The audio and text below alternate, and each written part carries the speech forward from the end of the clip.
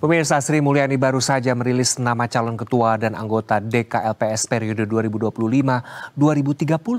Salah satu nama yang lolos seleksi adalah Purbaya Yudi Sadewa, Ketua Dewan Komisioner LPS saat ini.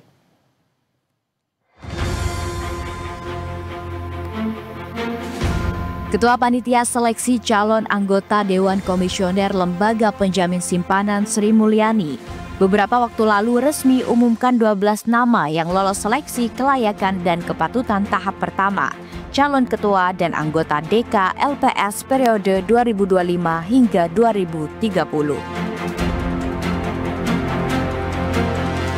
Salah satu nama yang masuk dalam daftar tersebut adalah Purbaya Yudi Sadewa, yang juga merupakan Ketua Dewan Komisioner LPS saat ini. Purbaya yang telah melalui tahapan-tahapan seleksi tersebut mengungkapkan dirinya mengaku prosesnya sejauh ini telah berjalan secara terbuka. Bahkan, ia juga menyebut daftar nama yang lolos seleksi merupakan kandidat yang memiliki latar belakang cukup baik dan kompeten.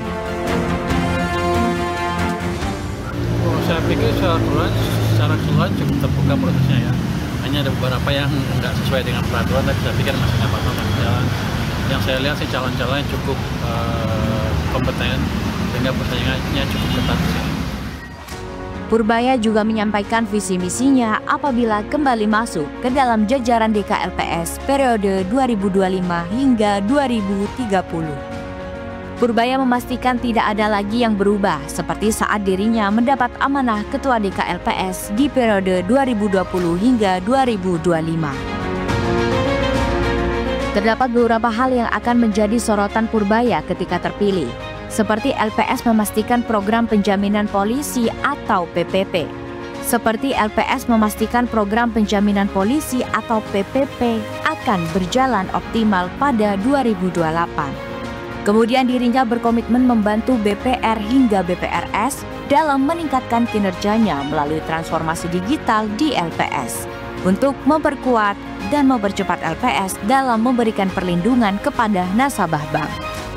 Purbaya juga menyampaikan betapa pentingnya transformasi digital dan pengembangan sistem IT di BPR hingga BPRS agar kedepannya bisa memiliki keunggulan dalam bidang usaha yang lebih kooperatif, yang belum tentu dimiliki oleh pelaku industri lain.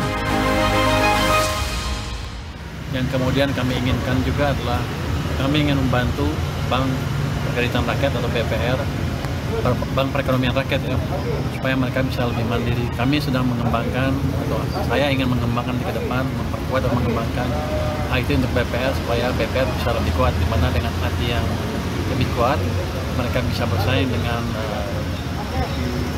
pemain-pemain baru di era digital ini seperti fintech dan lain-lain.